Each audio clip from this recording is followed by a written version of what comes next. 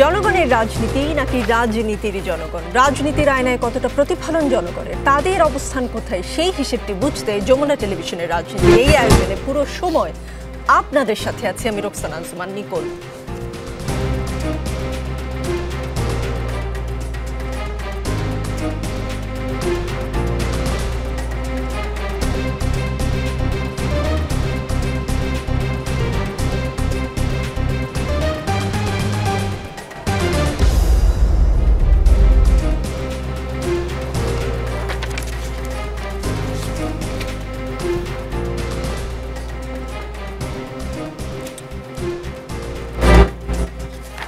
দর্শক, আজকের রাজনীতিতে আমাদের সঙ্গে আছেন জ্যেষ্ঠ সাংবাদিক মাসুদ কামাল, সঙ্গে আছেন প্রধান উপদেষ্টার সিনিয়র সহকারী প্রেস সচিব ফয়েজ আহমদ, আছেন বাংলাদেশ জামায়াতে ইসলামীর কেন্দ্রীয় মজলিসে শুরা সদস্য মোহাম্মদ ইয়াসিন আরাফাত এবং আমাদের সঙ্গে বিএনপির জাতীয় নির্বাহী কমিটির সদস্য শেখ রবিউল আলম আছেন। শেখ রবিউল আলম, তত্ত্বাবধায়ক সরকার ব্যবস্থা ফিরে এলো, আজকে দুপুরেই রায় হয়েছে।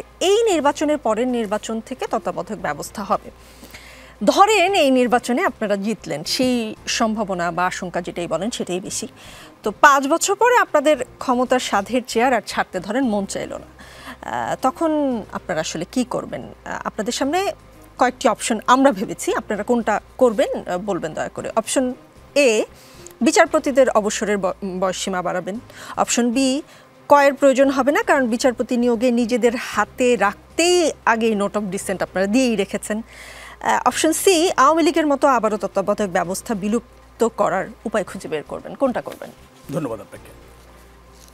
এই তত্ত্বাবধায়ক সরকার বিএনপির হাত ধরেই প্রতিষ্ঠিত হয়েছে 13দশ জাতীয় সংসদ সংশোধনের মাধ্যমে।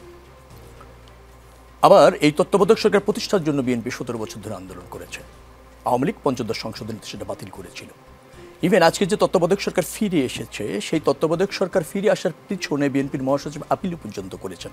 রিভিউ এবং আপিল দুটিরই নিষ্পত্তি করে তত্ত্বাবধায়ক সরকার পুনর্গঠন হয়েছে। অর্থাৎ একটা গ্রহণযোগ্য নির্বাচনের ক্ষেত্রে তত্ত্বাবধায়ক সরকার প্রয়োজন, সেটা বিএনপি প্রথমে অনুধাবন করে সংবিধানে প্রতিষ্ঠিত করেছে। বিচারপতিদের বয়স বাড়ানোর যে অভিযোগ আপনি করছেন, সেটা বিচারপতিদের বয়স বাড়ানোর একটা দাবি ছিল। মনে রাখা দরকার, বিচারপতিদের বয়স বাড়ালেও তত্ত্বাবধায়ক সরকারের কাঠামোতে কোনো পরিবর্তন হয়নি। হয়তো সদ্য সাবেক প্রধান বিচারপতি নিয়ে বিতর্ক করা তৈরি করেছে আওয়ামী লীগ, চেষ্টা করেছে আওয়ামী লীগ, কিন্তু সেই তত্ত্বাবধায়ক সরকার ব্যবস্থাপনায় ছিল সদ্য সাবেক প্রধান বিচারপতি, সেটা কিন্তু বহাল ছিল। এবং তারপরে সেই তত্ত্বাবধায়ক সরকার অনুসারে 2006 সালেও কিন্তু বিএনপি ক্ষমতা হস্তান্তর করেছে, পঞ্চম অপশনে গিয়ে রাষ্ট্রপতির হাতে ক্ষমতা দিয়ে ক্ষমতার বাইরে এসে নির্বাচন করেছে। আসলে বিএনপি খুব সহজে এই নাও দিয়ে দিলাম টাইপের করে কিন্তু করেনি। না, বিএনপি সবকিছু দেওয়ার জন্য তো রাজনীতি করে না। বিএনপি রাজনৈতিক কমিটমেন্ট আছে, স্ট্যান্ড আছে, জনগণের কাছে দায়বদ্ধতা আছে। গণতন্ত্র, ভোটাধিকার এবং জনগণের ক্ষমতায়নের জন্য সে জনগণের কাছে দায়বদ্ধ থাকে। তার মূলনীতি আছে, তার ঘোষণাপত্র, তার রাজনীতি আছে। সেইগুলি বিবেচনা করে দায়িত্বশীল রাজনৈতিক দল হিসেবে এদেশের গণতন্ত্র, বহুদলীয় গণতন্ত্র বলেন, সংসদীয় পদ্ধতি সরকার বলেন, তত্ত্বাবধায়ক সরকার বলেন, এই যে বড় বড় সংবিধানে যে সংযুক্তি বা পরিবর্তন বা প্রতিষ্ঠার অগ্রণী ভূমিকা তো বিএনপি আপনার রেখেছে। আরেকটা কথা যেটা বলছিলেন যে প্রধান বিচারপতিকে আগামীতে বিএনপি নিয়োগ করবে, আমার মনে হয় না যে নোট অফ ডিসেন্টে সেভাবে আছে। সাংবিধানিক আপনাদের সুবিধা মতন করে, আমি সেটা বলছি না, আমাদের সুবিধা মতো করে না, জনগণের যা সুবিধা তাই আমরা ভাবি এবং তাই আমরা করি। আর তার জন্য 17 বছর সংগ্রাম করেছি এবং তার জন্য সেই তত্ত্বাবধায়ক সরকার প্রয়োজন, সেটা কিন্তু আজকে প্রতিষ্ঠিত হয়েছে। এবং তত্ত্বাবধায়ক সরকার প্রয়োজনীয়তা আপনার ইগনোর করে আওয়ামী লীগ ক্ষমতায় থাকতে গিয়ে আজকে সে ফ্যাসিস্ট হয়েছে এবং তার রাজনীতি আজীবনের জন্য ঝুঁকিতে পড়েছে। এবং আওয়ামী লীগ সহ তারা রাষ্ট্র ব্যবস্থাপনায় যারা জড়িত ছিল ফ্যাসিবাদের সাথে, তাদের দেশ ত্যাগ করতে হয়েছে। এর মূল ছিল কিন্তু তত্ত্বাবধায়ক সরকার ব্যবস্থাপনা। অর্থাৎ এই সরকার প্রতিষ্ঠা বলেন, রক্ষা করা বলেন, আর তার জন্য আন্দোলন বলেন, বিএনপি করেছে। জি, তবে আমার মনে হয় শেখ রবিউল আলম, 1996 সালে বিএনপি তত্ত্বাবধায়ক সরকারের দাবিকে উপেক্ষা করেছিল, পরে আন্দোলনের মুখে তা মেনে নেয়। 2001 সালে ক্ষমতায় এসে 2006 সালে আবারও বিএনপি তত্ত্বাবধায়ক সরকারের দলীয় পছন্দের লোককে প্রধান উপদেষ্টা করা নিয়ে রাজনীতির সংকট তৈরি করেছিল। সেসব স্মৃতি স্মৃতি আমার মনে হয় এখনো বাঙালির মনে এবং মননে আছে। ফয়েজ আহমদ, জাতীয় নিরাপত্তা উপদেষ্টা খলিলুর রহমান দিল্লিতে কলম্বো সিকিউরিটি কনক্লেভের জাতীয় নিরাপত্তা উপদেষ্টাদের ৭ম সম্মেলনে আজ বক্তব্য রেখেছেন। বক্তব্যে তিনি উল্লেখ করেছেন, সম্প্রতি বাংলাদেশ ভুয়া তথ্য ও বিভ্রান্তিমূলক তথ্যের মানে মিস ইনফরমেশন, ডিসইনফরমেশনের হুমকির মুখোমুখি হয়েছে। স্বাগতিক দেশ ভারতের জাতীয় নিরাপত্তা উপদেষ্টা অজিত দোভাল সম্মেলনের শুরুতেই বক্তৃতা করেছেন। এই যে বাংলাদেশের নিরাপত্তা উপদেষ্টা ভারতে আছেন, এই সফরে কি কেবল সিএসসির মানে ফর্মাল যে আলোচনা যেটা আমরা দেখতে পাচ্ছি সেটাই করবেন, নাকি বাংলাদেশ ভারত সম্পর্কে নতুন কোনো আলাপ আলোচনাও হয়েছে বা হচ্ছে? মানে আমরা কি বিশেষ কোনো খবর জানতে পারি কিনা আপনার কাছ থেকে? জি, আপনাকে ধন্যবাদ। খুবই পরিষ্কারভাবে যদি বলি, আপনি এমন একজন মানুষকে প্রশ্ন করেছেন যে ফর্মাল আলোচনার বাইরেও কিছু আছে কিনা। যদি থাকেও তাহলে তো আমার বলার কথা না, আমি তো ফর্মালের বাইরে যেতে পারি না। প্রথম কথা হচ্ছে, দেখুন, ভারতের সঙ্গে তো একটা শীতল সম্পর্কের মধ্য দিয়ে বাংলাদেশ যাচ্ছে, এটা অস্বীকার করার কোনো উপায় নেই। আমরা 5 আগস্টের পর থেকেই সেটা দেখছি। সেই জায়গায় এটা যে মানে আপনি তো অনেক কিছু পাল্টাতে পারবেন, আপনি তো প্রতিবেশী পাল্টাতে পারবেন না। সুতরাং ভারতের যেই জায়গাগুলিতে কনসার্ন আপনি যদি 5 আগস্টের পর থেকে তারা এক্সপ্রেস করে আসছে, তার প্রত্যেকটি জায়গাকে যদি আপনি দেখেন, আপনি পরিষ্কার দেখবেন যে ভারত একটা দীর্ঘমেয়াদী কূটনৈতিক ব্যর্থতার পরিচয় দিয়েছে। এখানে ভারত এবং বাংলাদেশ মানুষের সম্পর্ক তৈরি না করে শুধুমাত্র আওয়ামী লীগের সঙ্গে তাদের যে বন্ধুত্বপূর্ণ সম্পর্ক তৈরি করেছে, এটার জন্য ভারতকে বিগ স্কেলে পে করতে হয়েছে। অল অফ এ সাডেন যখন শেখ হাসিনার পতন ঘটল, ভারত দেখলো যে এখানে যার পিছনে তার huge investment, she is no more. কিন্তু বাংলাদেশ রাষ্ট্রের সঙ্গে ভারত রাষ্ট্রের বা বাংলাদেশের নাগরিকদের সঙ্গে ভারতের নাগরিকদের যদি এই সম্পর্কটা বিল্ড আপ হতো, তাহলে এই পরিস্থিতিতে বাংলাদেশ বা ভারত কাউকে পড়তে হতো না। এর ফলশ্রুতিতে আমরা কি দেখলাম, যে অভ্যুত্থান পরবর্তী সময়ে ভারত পুরো ইন্ডাস্ট্রিয়াল বেসিসে এক ধরনের মিস ইনফরমেশন ক্যাম্পেইন শুরু করেছে, যেটা আমার স্পষ্টতই মনে আছে। আপনাদের টেলিভিশনেও একাধিক রিপোর্ট হয়েছে শুধু ভারতের এই মিস ইনফরমেশনের উপর ভিত্তি করে, যে ভারত এই যে সমস্ত তথ্য প্রকাশ করছে আপনারা সেগুলিকে ডিবাং করেছেন, সেগুলিকে ফ্যাক্ট চেক করেছেন, আপনারা প্রতিবেদন করেছেন যে এটা বাংলাদেশকে আনস্টেবল করার এক ধরনের প্রচেষ্টা ভারতীয় মিডিয়ায় দেখা গেছে। শুরুর দিকে ভারতের কিছু খুব অচেনা বা কম পরিচিত বা খানিকটা একটু বাজারে টাইপের মিডিয়া এই কাজ করলেও পরে আমরা ভারতের কিন্তু অনেক মেইন স্ট্রিম মিডিয়াকে এই কাজে সম্পৃক্ত হতে দেখেছি। আমরা আমাদের জায়গা থেকে যেটা করেছি, শুরু থেকেই আমরা ইনফরমেশনকে দিয়েই সেটা ফাইট করার চেষ্টা করেছি, যেটা খুব স্বাভাবিক। আপনি ভুয়া তথ্যকে তো আপনি ফাইট করতে হলে সঠিক তথ্য দিয়ে করতে হবে, সেটা করেছি। আর এখনকার যে বৈঠক, সেটা একদম পার্টিকুলার যে পারপাস, সেই পারপাসে ইনভাইট করা এবং সেই পারপাসে বাংলাদেশ রেসপন্স করেছে। আমরা প্রত্যাশা করি বাংলাদেশ এবং ভারতের মধ্যেকার কূটনৈতিক সম্পর্ক দুই দেশের মানুষের মধ্যে সম্পর্কে পরিণত হবে এবং দুই দেশের স্বার্থ, নিজ নিজ স্বার্থ এবং মর্যাদা অক্ষুণ্ণ রেখে সম্পর্কে এগিয়ে যাবে।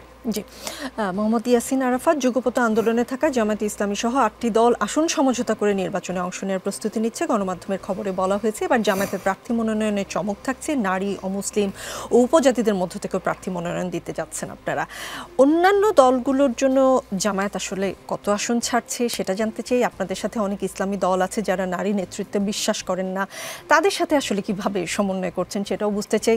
অমুসলিম বা উপজাতিরা জামায়াত থেকে দলীয়ভাবে মনোনয়ন পাবে কিনা, নাকি সব শ্রেণীর প্রতিনিধিত্ব নিশ্চিত করতে কোটা ভিত্তিক মনোনয়ন আপনারা দিচ্ছেন? বিসমিল্লাহির রহমানির রহিম। সম্মানিত সঞ্চালক, আমার সাথে বিজ্ঞ আলোচকবৃন্দ, দর্শক যারা দেখছেন, সকলকে শুভেচ্ছা এবং মোবারকবাদ জানাচ্ছি। জামাত ইসলামের সম্মানিত সেক্রেটারি জেনারেল অধ্যাপক মিয়া গোলাম পরোয়ার একটি বক্তব্যে বলেছেন যে আগামী জাতীয় নির্বাচনে ইসলামী এবং দেশপ্রেমিক শুধু 8টা নয়, আরও অনেকগুলো দলের সাথে আলাপ আলোচনা হচ্ছে। একটা ঐক্যবদ্ধ নির্বাচন করার জন্য একটা সুযোগ এসেছে, সেই সুযোগটাকে সকল দেশপ্রেমিক দল কাজে লাগাতে চায়। তারই অংশ হিসেবে জামাত ইসলামী কয়টা ছাড়বে এটা গুরুত্বপূর্ণ বিষয় নয়, বরং সকল দল মিলে সমঝোতার ভিত্তিতে এবার আসন নির্দিষ্ট করা হবে। যেখানে জামাতের প্রার্থী থাকবে সেখানে অন্য 8 দল বা 10-12 দল যারা থাকবে তাদের প্রার্থী থাকবে না। সেই হিসেবে যেখানে যিনি যোগ্য, যিনি প্রার্থী হলে ওই আসনে বিজয়ী হয়ে আসতে পারবেন, তার ভিত্তিতে আসনের সমঝোতা হবে। এবং এটা এখনও পর্যন্ত আলোচনার টেবিলে আছে, চূড়ান্ত হয়নি। আমরা ধারণা করছি হয়তো 70-80 থেকে বা 100 পর্যন্ত যেতে পারে জিনিসটা, হয়তো জামাতকে সেটা ছাড় দেওয়া লাগতে পারে। তো এইভাবে জামাত ইসলামী আগামী নির্বাচনের প্রস্তুতি গ্রহণ করছে এবং যুগপৎ আন্দোলনে 8 দল সহ আরও অনেক দল সম্পৃক্ত হওয়ার সম্ভাবনা আছে, জামাত সেভাবে অগ্রসর হচ্ছে। দ্বিতীয় বিষয় যেটি বলেছেন সেটি হচ্ছে অমুসলিম যারা ক্ষুদ্র নৃগোষ্ঠী, উপজাতি বা নারী সদস্য, জামাত ইসলামীর এর আগেও আপনার উপজেলা নির্বাচনে ব্যাপারে যদি আপনার তথ্য নিয়ে দেখেন, সেখানে জামাত ইসলামের প্রায় 30 জনের মতো নারী ভাইস চেয়ারম্যান নির্বাচিত হয়েছেন সারা বাংলাদেশে। তখনও কিন্তু আমরা জনগণের ভোটে নির্বাচিত হয়েছি। এখন ইসলামী দলগুলোর সাথে যদি সমঝোতা হয়, এই সংসদ নির্বাচন এখনও পর্যন্ত জামাত কোনো নারী প্রার্থীকে সিলেক্ট করেনি, সামনে এটা আলাপ আলোচনার বিষয় করবে কিনা। কিন্তু ক্ষুদ্র নৃগোষ্ঠী বা অমুসলিম, হিন্দু বা উপজাতি যারা, তাদের ব্যাপারে প্রত্যেকটা দলের সাথে একটা ঐক্যমত আছে। আমরা যেখানে দেশপ্রেমিক যারা, তারা উপজাতি হতে পারে, তারা নৃগোষ্ঠী হতে পারে, অমুসলিম হতে পারে, আমরা দেশের স্বার্থে ওই এলাকাকে বিবেচনা করে প্রার্থী বাছাই করতে পারি। আপনি একটা বিষয় দেখবেন, ইসলামী ছাত্র শিবির ঢাকা বিশ্ববিদ্যালয়ের নির্বাচন, রাজশাহী বিশ্ববিদ্যালয়ের নির্বাচন, চট্টগ্রাম বিশ্ববিদ্যালয়ের নির্বাচন, ছাত্র শিবির যে প্যানেল করেছে, সেখানে ছাত্রী ছিল, নারীরা ছিল এবং সেখানে হিন্দু ছিল, ক্ষুদ্র নৃগোষ্ঠী থেকেও প্রার্থী ছিল। এই যে ইনক্লুসিভ নির্বাচন জামাত ইসলামী বা ছাত্র শিবিরের পক্ষ থেকে, এটার প্রতিচ্ছবি জাতীয় নির্বাচনও আপনারা দেখতে পাবেন। এই জায়গায় আমরা মনে করি যে সকল দলের ঐক্যমত আছে, এক্ষেত্রে কোনো অসুবিধা হবে বলে আমরা মনে করি না। বরং জাতিকে সামনে এগিয়ে নেওয়ার জন্য যে সুযোগটা এসেছে, এই সুযোগটা সকল দল মিলে ঐক্যবদ্ধভাবে কাজে লাগাতে চায়। আমাদের বিশ্বাস ঐক্যমতের ভিত্তিতেই একটি আগামীর বাংলাদেশ বিনির্মাণে সকল দলকে সাথে নিয়ে একটি ঐক্যের পথে বাংলাদেশ গড়ার ক্ষেত্রে জামাত ইসলাম এগিয়ে যাবে। জি, মাসুদ কামাল, 3টি বিষয়ে আপনার মতামত জানতে চাই। প্রথমত জামাতের প্রার্থী বাছাই স্ট্র্যাটেজি বা তাদের সাথে যে দলগুলো, সাথী দলগুলো, সেগুলোর সাথে তাদের যে আসন ভাগাভাগির স্ট্র্যাটেজি, সেটা। নিরাপত্তা উপদেষ্টা ভারত সফর করছেন, খুব স্বাভাবিকভাবেই আসলে ফয়েজ আহমদ তার পজিশন থেকে ইনফর্মাল কিছু বলবেন না। আপনার কোনো বিশ্লেষণ আছে কিনা? এবং তত্ত্বাবধায়ক নিয়ে আগেও আমরা 2বার নাটক দেখেছি, 2বার না বেশ কয়েকবার, যারাই ক্ষমতায় থাকে তারাই আসলে এটাকে আঁকড়ে ধরে তাদের মতো করে ব্যবহার করতে চায়। এবার হচ্ছে না, এবার সঙ্গত কারণেই তত্ত্বাবধায়ক সরকারের আন্ডারে ইলেকশন হতে পারবে না। আগামী পরে যে চতুর্দশ সংসদ নির্বাচন, সেখান থেকে শুরু হবে। আবারও আমরা লগি বৈঠা, আঁকড়ে ধরা, কারো বয়স বাড়ানো, কাউকে আপন করে রাখা, এই ধরনের ড্রামা আবারও দেখতে যাচ্ছি কিনা, নাকি এটাই ঠিক আছে? তত্ত্বাবধায়ক সরকার ব্যবস্থা তো ঠিকই আছে, ব্যবস্থায় তো আসলে কোনো সমস্যা নেই। সমস্যা দেখেন, আসলে নামে কি যায় আসে বলেন। বিষয়টা হলো কি, তত্ত্বাবধায়ক সরকারের যে ব্যবস্থাটা, যে এটা যে মূল যে আপনার পলিসিটা, মূল যে থিমটা, সেটা কি আসলে, সেটা কিন্তু প্রধান বিচারপতি না কে আসবে এটা কিন্তু ইম্পর্টেন্ট না। ইম্পর্টেন্ট হলো নির্বাচনের সময় এমন একটা সরকার থাকবে যে সরকারের কেউ নির্বাচনে অংশ নেবে না, যে সরকার তার কোনো দল থাকবে না। এটা হলো মূল বক্তব্য। কিন্তু এটাই থাকলে পরে হয় কি, তারা নির্বাচনে একটা পক্ষ নিয়ে নেয়, কোনো একটা দলের প্রতি, কোনো একটা প্রার্থীর প্রতি তাদের এক ধরনের আনুগত্য, আনুকূল্য প্রকাশিত হয়। তো আমার কথাটা হলো কি, যেখানে এই সরকার অনেকগুলি সংস্কার কার্যক্রম কিন্তু করতেছে, সংস্কারগুলি ভালো কি মন্দ এটা কি আমরা জানি, আমরা কিন্তু প্রয়োগ করে দেখিনি এখন পর্যন্ত। অনেকগুলি যেমন দ্বিকক্ষ, এটা কি ভালো কি মন্দ আমি কি জানি, দেখেছি, প্রয়োগ করেছি। আপনি একটা খাবার দিয়ে বলেন এই ডিশটা তুমি খাও, এটা খুব ভালো, আমি তো ভয় পাইতে পারি, এটা খেলে আমার পেট খারাপ হতে পারে, পাই না ভয়, আমি তো কোনো খেয়ে দেখি নাই, ব্যাপারটা খেয়াল করেন। তো একটা একটা করে বিষয় তারা যদি নিজেদের আচরণে প্রমাণ করতো তাহলে ভালো হতো। যেমন তত্ত্বাবধায়ক সরকার, ওনারা আন্দোলন করতেছিল অনেক দিন ধরে, ওনারাও আন্দোলন করছে যে আমাকে তত্ত্বাবধায়ক সরকার চাই। আমি ওনাদের কাছে প্রশ্ন করি যে এইবার যে নির্বাচনটা হচ্ছে, এটার নাম তত্ত্বাবধায়ক না অন্তর্বর্তী, আমার কোনো আপত্তি নাই। এই যে বিড়াল কালো কি সাদা আমার জানা দরকার, ইঁদুর মারে কিনা, এই সরকার কি ইঁদুরটা মারে? এই সরকার কি আপনার সেই তত্ত্বাবধায়কের মতো করে কাজ করতেছে? যদি না করে আপনি প্রতিবাদ করেন না কেন? যে প্রতিবাদ 15 বছর করছেন এখন করেন না কেন বলেন?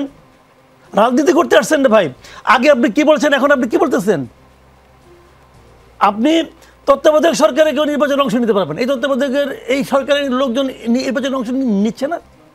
একজন উপদেষ্টা এখনও বলতেছে সে ইলেকশন করবে, এবং তাকে হয় উনি নমিনেশন দিবে নাহলে উনি দিবে, এই দুজনে কোনো একজন দিবে। কেন ভাই, নিজের গায়ে আসতে লাগে না, অন্য করলে লাগে না? ওই যে বলেন না এটা কি, যে কৃষ্ণ করলে লীলা আর আমি করলে লুচ্চামি, এইগুলি ঠিক না। রাজনীতি করবেন মনে রাখেন, জনগণ কিন্তু সব বুঝে, রিক্সাওয়ালা সব বুঝে। আমার হিসেবে তো নাই ইসলাম ইলেকশন করার যোগ্য না, সেই গভর্নমেন্টের মধ্যে ছিল না? এই গভর্নমেন্টের লোক সে। আমি আগে পদত্যাগ করছি, আপনি কয়দিন আগে পদত্যাগ করছেন? আপনি তো এই গভর্নমেন্টের লোক ছিলেন না ভাই।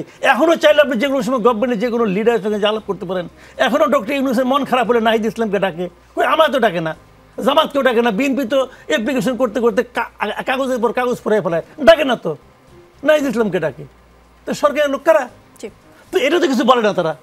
কাজে এইগুলি হলো জানেন, মানে আমি এবার জিতবো আশা করতেছি, অতএব আমি কিছু বলবো না, মানে হয়ে যাক। আমি একটা ঘটনা বলি আপনাকে। তত্ত্বাবধায়ক গভর্নমেন্ট যখন বাতিল হয়ে গেল না, তখন ওই যে আগের প্রধানমন্ত্রী যিনি ছিলেন, এই যে সবাই মিলে ডাকতেন, চা নাস্তা খাইতেন, হ্যাঁ, ওরকম একটা চা নাস্তা দেওয়াতে ওই তৎকালীন আপনার ওই যে খালেদ মহিউদ্দিন, উনি চ্যানেল ছিলেন, ইন্ডিপেন্ডেন্ট টিভিতে ছিলেন, উনি কিন্তু ওখানে দাঁড়িয়েই প্রশ্ন করছিলেন, আমার স্পষ্ট মনে আছে ওই দৃশ্যটা। উনি বলেছিলেন যে তত্ত্বাবধায়ক গভর্নমেন্ট তো আপনারা তো বাতিল করে দিলেন, আপনারা যদি কোনো বিরোধী দলে যান তো তখন কি আপনি তত্ত্বাবধায়ক সরকার চাবেন? এই প্রশ্নটা কিন্তু খালেদ মহিউদ্দিন করেছিল। তখন প্রধানমন্ত্রী এটুকু বলার সাহস পায় নাই যে আমরা চাবো না, বলার সাহস পায় না। সে বলছিল কি না, আমরা তো কখনোই দিব না, বিএনপি তো কখনোই ওই অবাধ নিরপেক্ষ নির্বাচন দিবে না, তার মানে তারা চাবে। দেখেন আবার চাইতেছে, লজ্জাও করে না। এখন কিন্তু বলে আওয়ামী লীগ তত্ত্বাবধায়ক সরকার চাই। তার মানে যখন আমি ক্ষমতায় যাই তখন আমি চাই না, যখন আমি ক্ষমতায় যেতে চাই তখন আমি চাই।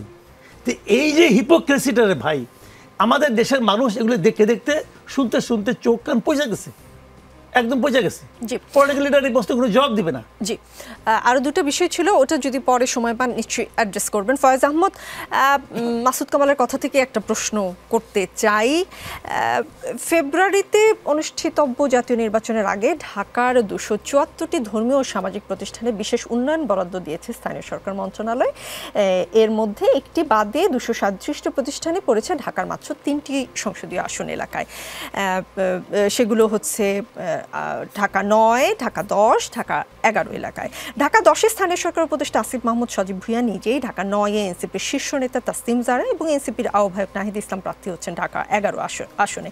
এটা কি কাকতালীয় কিনা? কারণ এর আগেও দেখেছি আসিফ মাহমুদ সজীব ভুঁইয়ার যে গ্রামের বাড়ি, সেখানেও অনেক বরাদ্দ আমরা খবর পেয়েছি। মানে এগুলো কি কাকতালীয়ভাবে হয়ে যাচ্ছে নাকি নির্বাচনকে সামনে রেখে জাস্ট হয়েই যাচ্ছে? দেখুন, প্রথম কথা হচ্ছে যে যেই মিনিস্ট্রি বরাদ্দ দিয়েছে, আপনি সেই মিনিস্টার, আপনি যেই প্রতিবেদন থেকে উল্লেখ করছেন, সেখানে আমি নিজেও দেখছিলাম, উনি নিজে বলেছেন যে এইটা তো আপনি 3টা এলাকার কথা বলছেন, এরকম পাইপলাইনে তো আরও আছে, এটা ওনার বক্তব্য। সো এই প্রথম কথা হচ্ছে মিনিস্ট্রি থেকে যে বক্তব্যটা এসেছে আমার কাছে এখন পর্যন্ত এই বক্তব্যই, এর বাইরে কিছু আমার জানা নেই। অপরটা হচ্ছে আপনি যদি আরও ডিটেইলে জানতে চান, এটা আমার মনে হয় মিনিস্ট্রির সঙ্গে, ওই অ্যাডভাইজারের সঙ্গে আপনি যোগাযোগ করতে পারেন।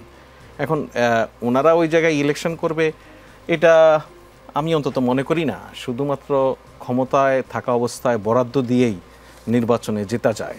যদি এটা কেউ ভাবে এটা কতটা রাজনৈতিক চিন্তা, এটা আমার কাছে একটু সন্দেহ আছে। একজন মানে সাংবাদিক হিসেবে যখন আমি কাজ করেছি, যেহেতু রাজনৈতিক প্রতিবেদক ছিলাম, সেই বিবেচনা থেকে আমি বলতে পারি যে এই সমস্ত জিনিস কাজে আসে। আপনার সাংবাদিক মন কি বলে? 274টি ধর্মীয় সামাজিক প্রতিষ্ঠানের মধ্যে যদি 273টি 3টি সংসদীয় আসনে হয় সেটা, এবং আপনি বলছেন যে উপদেষ্টা যেটা ব্যাখ্যা দিয়েছেন যে পাইপলাইনে বাকিগুলো আছে, তো পাইপলাইন ওনার বা ওনার সঙ্গী সাথীদের আসনগুলোই আগে আগে চলে আসে, সেগুলো প্রশ্নের উদ্রেক করে কিনা?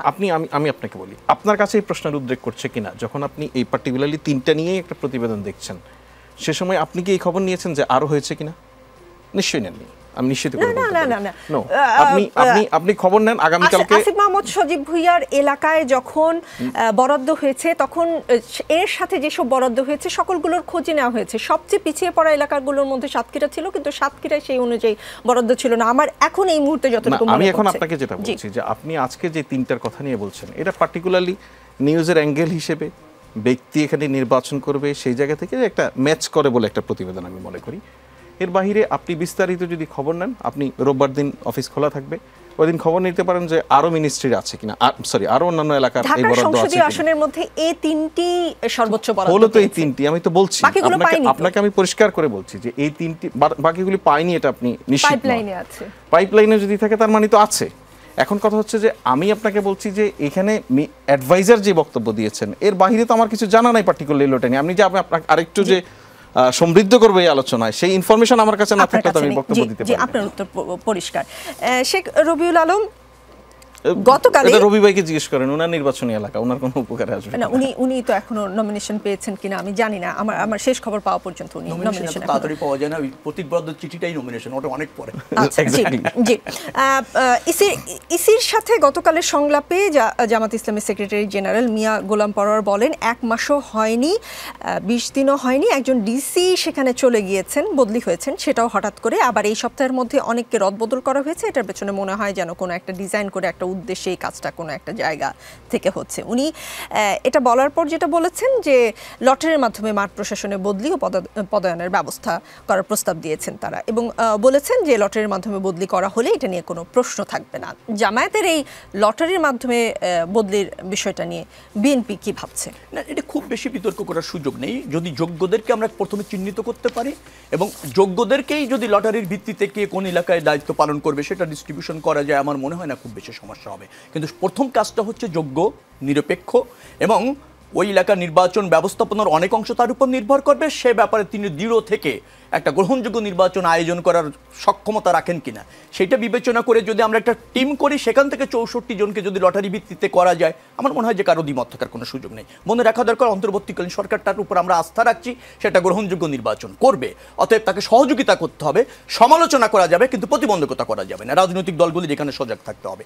আমি আপনার আগের শেষ করার জায়গায় একটা কথা বলতে চাচ্ছিলাম। 96-তে তত্ত্বাবধায়ক সরকারের দাবি ছিল, কিন্তু এটা সংবিধানে ছিল না। দাবিটি যখন গণদাবিতে পরিণত হয়েছে তখন বিএনপি তত্ত্বাবধায়ক সরকার নীতিগতভাবে প্রতিষ্ঠিত করার দায়িত্ব নিয়েছে।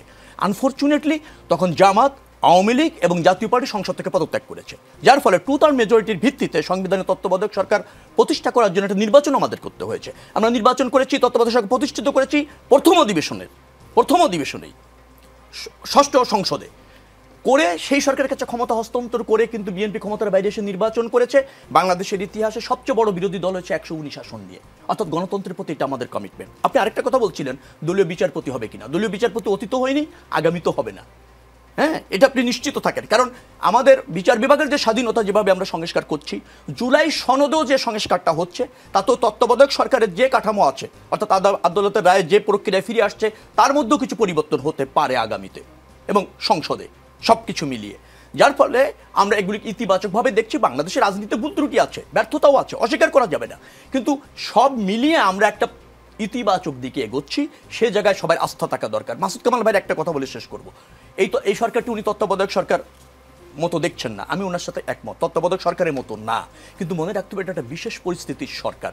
তাদের মূল লক্ষ্যটাই হচ্ছে একটা গ্রহণযোগ্য নির্বাচন করা, কিছু সংস্কার, বিচার, এটা তো আছেই, প্রিকন্ডিশন আমরা দিয়েছি জাতির স্বার্থে। কিন্তু সেই গ্রহণযোগ্য নির্বাচন করবার জন্য তাকে যে সহযোগিতা করা দরকার, সেই সহযোগিতাটা একটা দায়িত্বশীল দল হয়ে বিএনপি করছে, এবং এটা বিএনপির এই মুহূর্তে রাজনৈতিক দায়িত্বের অংশ। কিন্তু তার মানে এই না যে এই সরকারের সব কাজ সমর্থন করে, তার মানে এই না যে এই সরকারকে আমরা সমালোচনা করছি না। আমরা যেহেতু একটা ইতিবাচক দিকে যাচ্ছি, এই সরকারের উপর আস্থা রাখা দরকার। সরকারটি দল নিরপেক্ষ, সন্দেহ নাই। বিশেষ দল তৈরি করার একটা অভিপ্রায় তাদের থাকতেও পারে, কিন্তু নির্বাচনের ক্ষেত্রে তারা প্রভাব বিস্তার করবে কোনো দলের প্রতি, এটা এই বিশ্বাস আমাদের এখনো করবে না, বিধায় আমাদের এই বিশ্বাসটা আছে। যার ফলে আমরা এই সরকার সফল হোক সেটা চাই, গণতন্ত্র উত্তরণ চাই, জনগণ অবাধ ভোটের ভিত্তিতে তার সরকার নির্বাচিত করুক, তার প্রতিনিধি নির্বাচিত করুক। মোহাম্মদ ইয়াসিন আরাফাত, বরিশালের গৌর নদীতে বিএনপির সমাবেশে জামায়াতে ইসলামের বিরুদ্ধে বক্তব্য দিয়েছিলেন যুবদলের সাবেক কেন্দ্রীয় নেতা আরাফাত বিল্লাহ খান। এতে ক্ষিপ্ত হয়ে তার সঙ্গে সম্পর্ক ছিন্নের ঘোষণা দিয়েছেন আরাফাতের বাবা হাফেজ মাওলানা মোহাম্মদ কামরুল ইসলাম খান। তিনি বরিশাল 1 আসনে জামাতে ইসলামী মনোনীত সংসদ সদস্য প্রার্থী। মোহাম্মদ কামরুল ইসলাম খান বলেছেন, ছেলের দেয়া বক্তব্যের ফলে আমার দীর্ঘদিনের রাজনৈতিক ক্যারিয়ার শেষ হওয়ার উপক্রম। ছেলেটার বক্তৃতায় আমার দল খুব নাকশ হয়েছে, আমি বিব্রতকর অবস্থায় পড়ে গেছি। আর এদিকে ছেলে বলেছে, আমি আমার দলের প্রতি কমিটেড, বাবা জামায়াত করেন সেটা তার পছন্দের বিষয়। আমি শহীদ জিয়ার জাতীয়তাবাদী মতাদর্শে বিশ্বাসী হয়ে জাতীয়তাবাদী ছাত্রদল করেছি, এখন যুবদল করি। তো বাবা ছেলে এত বছর যেহেতু ছাত্রদল করতো, এখন যুবদল করে, এত বছর একই সংসারে থেকে ভিন্ন দলের রাজনীতি করতে পারলেও এখন আসলে ঠিক কেন করতে পারছে না? বাবা বলেছে যে ছেলের বক্তৃতায় আমার দল খুব নাখোশ হয়েছে। মানে এতদিন কি বিএনপির সাথে জামায়াতের একটা মধুর সম্পর্ক ছিল, সেই জন্য পিতা পুত্রেরও সম্পর্ক মধুর ছিল, এখন আর সম্পর্কটা মধুর নেই, সেই জন্য পিতাকে পুত্রের সাথে সম্পর্ক ছিন্ন করতে হচ্ছে? দেখেন, আপনার টপিক্সে একটা কথা বললেন যে এতদিন পর্যন্ত পিতা পুত্র একসাথে বসবাস করেছে, একসাথে বসবাস করেছে কিনা আমি জানি না, না সম্পর্ক তাহলে ছিন্ন করেছে আমি আপনাদের যতদূর জানি। খোঁজ নেওয়া দরকার ছিল যে পিতার পুত্রকে আসলে সত্যি সম্পর্ক মধুর ছিল আমি বলেছি। না মধুর ছিল কিনা আসলে আপনার কাছে অথেন্টিক কোনো তথ্য আছে? তথ্য আপনার কাছে নাই। আচ্ছা থাকলে বলেন। পিতা এবং পুত্রের রাজনীতির ইতিহাস শুধু নয়, ইসলামের ইতিহাসও পিতা পুত্রের দ্বন্দ্ব, সংঘাত, লড়াই। বদর যুদ্ধ যখন হয়েছিল ইসলামের ইতিহাসে, তখন পিতার বিরুদ্ধে পুত্র তরবারি ধরেছে, পুত্রের বিরুদ্ধে পিতা তরবারি ধরেছে। রাসূলের জিন্দেগিতে আমাদের যারা বিভিন্ন সময় আসতেন, নূহ আলাইহিস সালাম যখন বন্যা প্লাবন হয় তখন তার পুত্রকে তিনি নৌকায় তোলেননি। ওমর রাদিয়াল্লাহু তাআলার পুত্র তার মতো হয়নি, বরং মাদক গ্রহণের কারণে, জেনা করার কারণে তাকে বেত্রাঘাত করে হত্যা করা হয়েছে। রাসূল করিম সাল্লাল্লাহু আলাইহি ওয়াসাল্লাম যখন আমাদের নবী হিসেবে ছিলেন, দেখেন তার পিছনে যিনি নামাজ পড়তেন আব্দুল্লাহ ইবনে উবাই, রাসূলের সংস্পর্শে আসার পরেও, তার পিছনে নামাজ পড়ার পরেও আব্দুল্লাহ ইবনে উবাই কুরাইশদের সাথে সম্পর্ক রাখতেন, মুনাফিকি আচরণ করতেন। শুধু ইসলামের ইতিহাসে এগুলো অনেক আছে। পিতা এবং পুত্রের যে ঘটনা আমি আপনাকে বলি, 23 অক্টোবর 2025 কিশোরগঞ্জের সাবেক এমপি ডাক্তার ফজলুল করিম, বিএনপির যিনি সংসদ সদস্য ছিলেন, তার পুত্র ফজলুল কবির মুবিন প্রকাশ্যে ঘোষণা দিয়ে বিএনপি ত্যাগ করেছে, অথচ তিনি জেলা দপ্তর সম্পাদক ছিলেন। সেখানে তিনি অনেক কথা বলেছেন, তার দলও তার বিরুদ্ধে কথা বলেছে। এগুলা রাজনীতির ইতিহাসে, ইসলামের ইতিহাসে এগুলা অনেক ঘটনা আছে। এই ধরনের মানে পিতা এবং পুত্রের সাথে সম্পর্ক ছেদের ঘটনা আছে, বক্তব্যের ঘটনা আছে। একজন পিতা তার পুত্রের ব্যাপারে সঠিক সিদ্ধান্ত নিতে পারেন, কারণ পিতার সাথে পুত্রের সম্পর্ক কেমন, পরিবারে তার আচরণ কেমন, পিতাকে সে কেমন মর্যাদা দেয়, কেমন সম্মান দেয়। বরিশালের যে ঘটনা ঘটছে শুধু বক্তব্যের সময় নয়, তার আগে থেকেই পিতার সাথে পুত্রের সম্পর্ক ছিল, পারিবারিক কোনো বন্ধন ছিল না। এবং তিনি মাঠে যে বক্তব্য দিয়েছেন সেটা পিতাকে অ্যাটাক করে বক্তব্য দিয়েছেন। আপনি পিতার রাজনৈতিক দল নাই করতে পারেন, পিতার আদর্শ বিলেন্স নাই করতে পারেন, কিন্তু আপনার যে বক্তব্য সেটাকে সম্মানহানি দিয়ে বক্তব্যটা দেওয়া কোনোভাবে ঠিক হয়নি। সেটাতে পিতা আহত হয়েছেন বলে তিনি তার কথা বলেছেন। তিনি সেটা বলতে পারেন যে আমি আমার পুত্রের বক্তব্যে আমি আহত হয়েছি, আমার পুত্র সেই জায়গায় থেকে আদর্শিক বক্তব্য দিতে পারত। বাংলাদেশের রাজনীতি দেশে অনেক জায়গায় তো পুত্র একদল করে, পিতা আরেক দল করে। কিশোরগঞ্জে কুড়িগ্রামে জামাত ইসলামীর যাকে প্রার্থী করা হয়েছে তিনি ছোট ভাই, আবার বিএনপির প্রার্থী যিনি তিনি বড় ভাই। তো একই পরিবারে দুই রাজনৈতিক দল করতে পারেন, কিন্তু সমস্যা হচ্ছে আমি কতটুকু শ্রদ্ধাবোধের জায়গা থেকে, যিনি আমাকে জন্ম দিলেন, আমি তার বিরুদ্ধে এমন শব্দ চয়ন করলাম, আমি তাকে আঘাত দিলাম। আপনার রাজনীতির ভিন্ন পথ আপনি অবলম্বন করতে পারেন, কোনো অসুবিধা নেই। আমার মনে হয় জামাত ইসলামের যিনি প্রার্থী তিনি তার জায়গা থেকে হয়তো তিনি সঠিক সিদ্ধান্ত নিয়েছেন, ব্যাটিকও হতে পারে, কিন্তু পারিবারিক দিক থেকে আগে থেকেই ওনার সাথে সম্পর্ক ভালো ছিল না, মধুর সম্পর্ক ছিল না, সে জায়গা থেকে তিনি হতে স্টেপ নিয়েছেন। আচ্ছা, আমার এই প্রশ্ন করার ওই লাইনটুকুই কারণ যে রাজনৈতিক ক্যারিয়ার শেষ হবার উপক্রম আমার ছেলেটার বক্তৃতায় আমার দল খুব নাখোশ হয়েছে, সেই জন্যই আপনাকে এই প্রশ্নটা করা। দেখেন অনেক সময় ব্যক্তিরা যখন পিতার কথায়, সন্তানের কথায় যদি পিতা আঘাত পান, তখন আঘাত পাওয়ার জায়গা থেকে তার অনুভূতিটা এমন হতে পারে। জি জি, নিশ্চয়ই। রাজনীতিতে বিরতি বলে কিছু নেই, একটু পরে ফিরছি।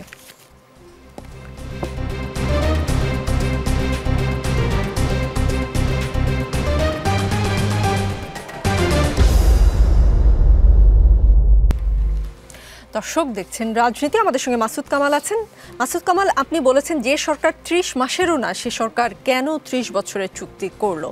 আশিক চৌধুরী বলেছেন, দীর্ঘ একটি ফেসবুক পোস্টে তিনি বিভিন্ন প্রশ্নের জবাব দিয়েছেন। সেখানে একটি প্রশ্ন ছিল যে 30 বছরের চুক্তি কি অনেক বেশি দিনের হয়ে গেল না? তার উত্তরে তিনি বলেছেন 30 বছর মেয়াদী চুক্তি পিপিপি কাঠামোর ক্ষেত্রে একটা মাঝামাঝি মানে মিড রেঞ্জ মেয়াদকাল। অন্যান্য দেশে একই ধাঁচের চুক্তির মেয়াদকাল, ভারত 2018, মুম্বাই পোর্ট 7 বছর, চীন 2003, সাংহাই পোর্ট 50 বছর, ভিয়েতনাম 2010, কাইমে পোর্ট 50 বছর। আবার এটাও বলেছেন ওই প্রশ্নের উত্তরে যে চুক্তির পূর্ণাঙ্গ দলিল কেন প্রকাশ করা হচ্ছে না। শুধু বাংলাদেশ না, কোনো দেশের সরকারি পিপিপি চুক্তির মূল দলিল জনসম্মুখে প্রকাশ করবে না। আইনগত সীমাবদ্ধতার কারণে সরকারি ক্রয়নীতি ও পিপিপি গাইডলাইন অনুযায়ী পূর্ণ প্রকাশ নিরাপদ নয়, কারণ এটি ভবিষ্যৎ দরপত্র প্রক্রিয়ায় প্রভাব ফেলতে পারে। আমরা সব প্রকাশ করে ফেললে আগামী সব চুক্তির দর কষাকষিতে আমরা ব্যাকফুটে চলে যাব। এছাড়াও চুক্তির দলিলে ব্যবসায়িক তথ্য, অপারেশনাল কৌশল থাকে। মানে তিনি বলতে চেয়েছেন এটা আসলে প্রকাশ করলে আমরা ব্যাকফুটে চলে যাব। আপনি কি তার প্রশ্নের উত্তরে সন্তুষ্ট?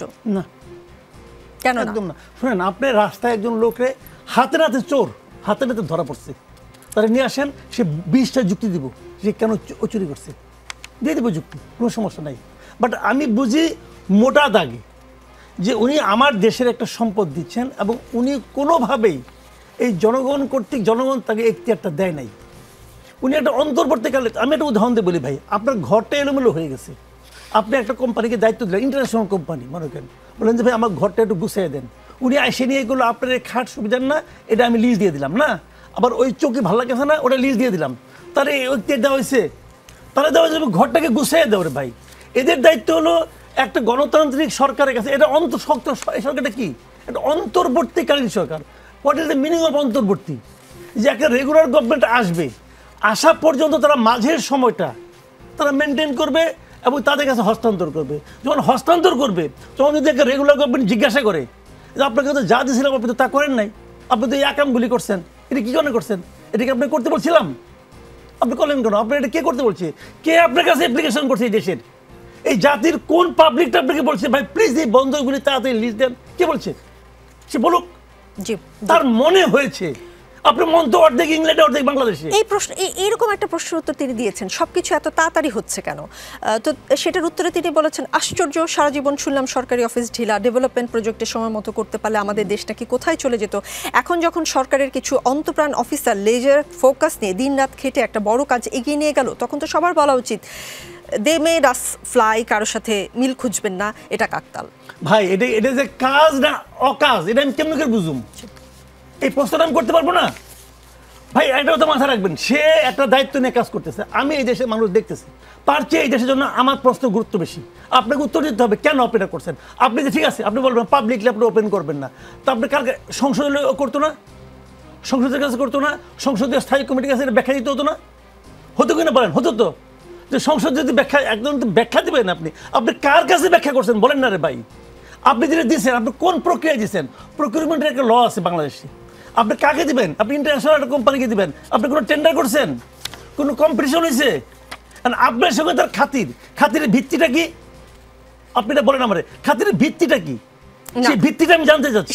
সেটার উত্তর তিনি দিয়েছেন, পিপিপি নীতিমালার G2G পদ্ধতির আলোকে টেন্ডার আহ্বান, প্রাক যোগ্যতা যাচাই, টেকনিক্যাল ও ফিনান্সিয়াল মূল্যায়ন এবং ডিউ ডিলিজেন্স এর মাধ্যমে অপারেটর চূড়ান্ত করা হয়েছে। পুরো প্রক্রিয়ার স্বচ্ছতা নিশ্চিত করতে নিযুক্ত করা হয়েছে নিরপেক্ষ টেকনিক্যাল অ্যাডভাইজার। এবং মানে এখন ক্ষমতা আছে না, জি সরকার প্রধান তো ওনার লোক, উনি তো তার নিয়োগকৃত, ক্ষমতা থেকে সে যাক, তখন তার ঢাকায় এসে এই জবগুলি দিতে পারে। আচ্ছা, কিছু প্রশ্নের উত্তর ফয়েজ আহমদ দিতে পারেন কিনা তার কাছে কিছুটা প্রশ্ন করি। ফয়েজ আহমদ, আশিক চৌধুরী যেটা বলেছেন যে চট্টগ্রাম বন্দরে একটি গ্লোবাল অপারেটর কেন জরুরি হলো, উত্তরে তিনি বলেছেন বাংলাদেশের বন্দরে মূল চ্যালেঞ্জ হলো দুর্নীতি এবং দীর্ঘ ওয়েটিং টাইম।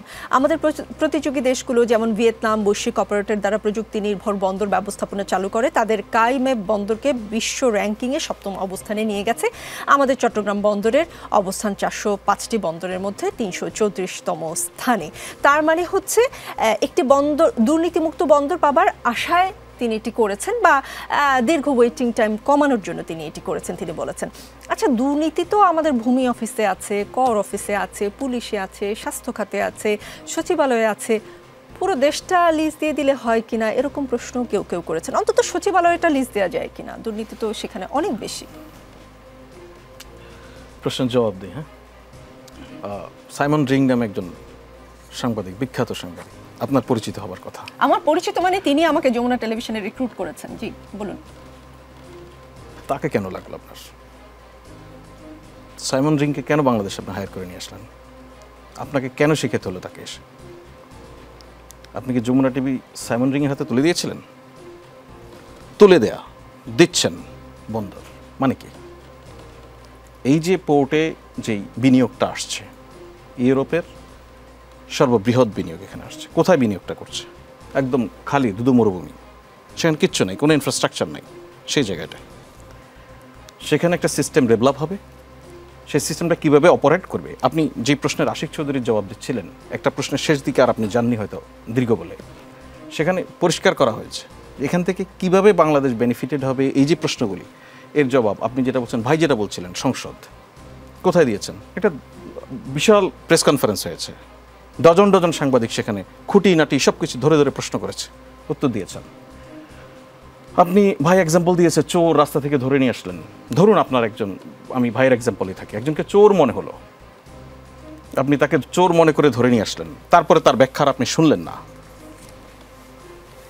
মুশকিলটা হচ্ছে কি, আপনি যদি এই টেকনিক্যাল বিষয়ে জবাবটা চান একদম এই সেক্টরের লোকই না তার কাছে, তখন আপনি এই ধরনের উত্তর পাবেন পরিষ্কার। আপনি এই জায়গাটা নিয়ে যে এক্সপার্ট, তাকে জিজ্ঞেস করেন কি ক্ষতি হচ্ছে বাংলাদেশের, কি দিয়ে দিচ্ছে বাংলাদেশের।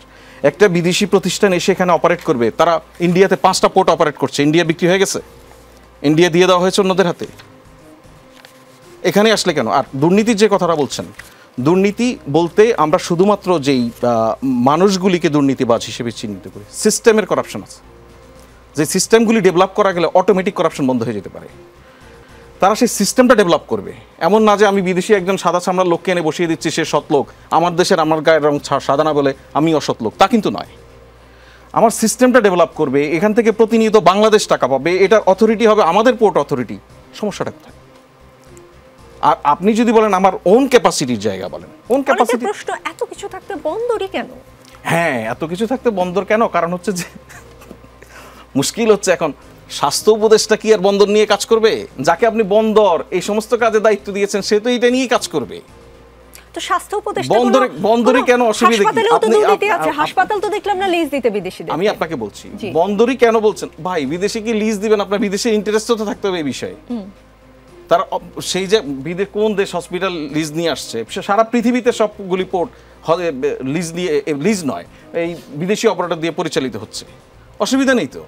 সো আপনার এখানে 30 বছর ধরে তারা এটা ডেভেলপ করবে, এই ডেভেলপ করে এটা বাংলাদেশের কাছে থাকবে, প্রতিনিয়ত এভরি আপনার হ্যান্ডেলিংয়ে বাংলাদেশ টাকা পাবে, অসুবিধা কি? এখন আপনি যদি আপনার অ্যাপ্রোচটাই হয় এরকম যে বিদেশি বিনিয়োগ আসা মানে বিক্রি করে দিচ্ছে, আবার একই সঙ্গে বিদেশি বিনিয়োগ আসছে না কেন একই প্রশ্ন করেন।